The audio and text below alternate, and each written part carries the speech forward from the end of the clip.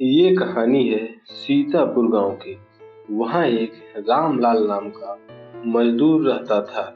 किसी बीमारी के कारण उसके पत्नी की मृत्यु हो गई थी। उसके दो बच्चे थे। बेटी का नाम ममता और बेटे का नाम राघव था।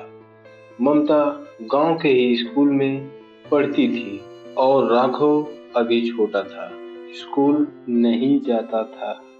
रामलाल राजदेव सेठ के यहाँ नौकर का काम किया करता था। एक दिन ममता अपने पापा से कहती है, पापा, स्कूल में मैम फीस जमा करने के लिए कह रही थी। आप फीस कब जमा करेंगे? मैम मुझको डांट रही थी। बेटी, तू परेशान ना हो। मैंने सेठ जी से पैसे के लिए कहा है। जब वह मुझे पैसे देंगे, मैं तुम्हारी फीस जमा कर दूंगा। ठीक है पापा। अगले दिन ममता स्कूल गई। मैम ने फीस के लिए कहा, ममता, फीस लाई हो? नहीं मैम, पापा ने कहा है 2-3 दिन में फीस जमा कर देंगे। मैं तुमको 2 दिन का समय देती हूँ, फीस को जमा कर दो, नहीं तो स्कूल से निकाल दूंगी। ममता उदास होकर घर के एक कोने में बैठकर रो रही थी। तभी उसके पिता ने देखा और पूछा, क्या हुआ बेटी, तुम रो क्यों रही हो? ममता ने सारी बात अपने पापा से बताई। कोई बात नहीं है बेटी, मैं पैसे की व्यवस्था करता हूँ। इतना कहकर रामलाल घर से बाहर निकला और वह राशन की दुकान की ओर चला गया, जहां से वह राशन लाता था। दुकान वाले से सारी बात बताई। रामलाल भाई, जब आप इतने परेशान हो तो मैं आपको कुछ रुपए देता हूँ। दुकानदार ने रामलाल को कुछ पैसे दिए।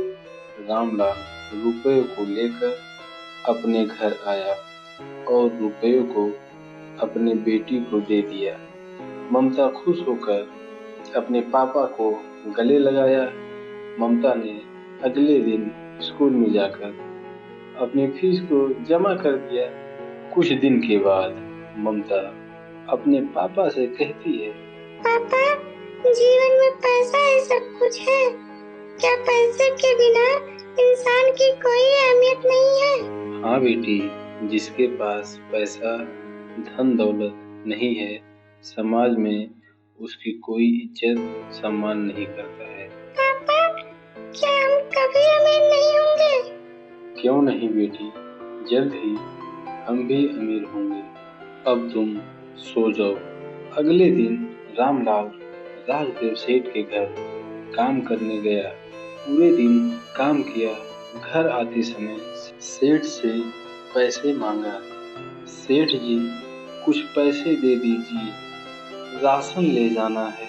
घर में बच्चों को खाने के लिए कुछ भी नहीं है। सेठ ने गाली देकर रामलाल को भगा दिया। रामलाल ने अपने किसी दोस्त से कुछ पैसे उधार लिए। अगले दिन रामलाल अपने दोनों बच्चों को लेकर शहर चला गया। शहर जाकर रामलाल ने एक बर्तन की फैक्ट्री में काम करने लगा। कड़ी मेहनत करने के बाद रामलाल ने कुछ पैसे इकट्ठा किए। ममता और राघव का नाम स्कूल में दाखिल करवा दिया। एक दिन राघव अपने पिता से, पापा पापा, मुझसे स्कूल में कोई बात नहीं करता है। सब मुझे गरीब का बच्चा बोलते हैं। कोई बात नहीं बेटा, तुम मन लगाकर पढ़ाई करो। जब तुम पढ़ने में तेज हो जाओगे तब तुमसे सब लोग बात करने लगेंगे। धीरे धीरे 10 साल का समय बीत गया। रामलाल की भी तबीयत सही नहीं रहती थी। दवाइयाँ खा खा कर कंपनी में काम किया करता था। फिर एक दिन ममता अखबार पढ़ रही थी। तभी उसने देखा कि मेरा डॉक्टर में चयन हो गया है।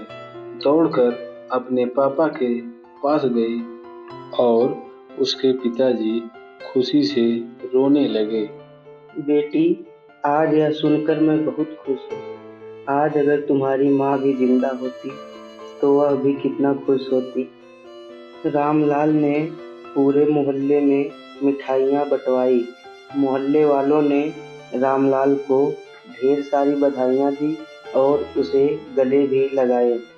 तब से मोहल्ले में रामलाल का सम्मान बढ़ गया। ममता अपनी डॉक्टर की नौकरी करने लगी। कुछ साल बाद राघव बाहर से दौड़कर घर में आया और अपने पापा से कहा, पापा, मैं पुलिस इंस्पेक्टर बन गया। और अपने पिता को गले लगाया। इतनी बात सुनकर रामलाल के आंखों से आंसू थम ही नहीं रहे थे।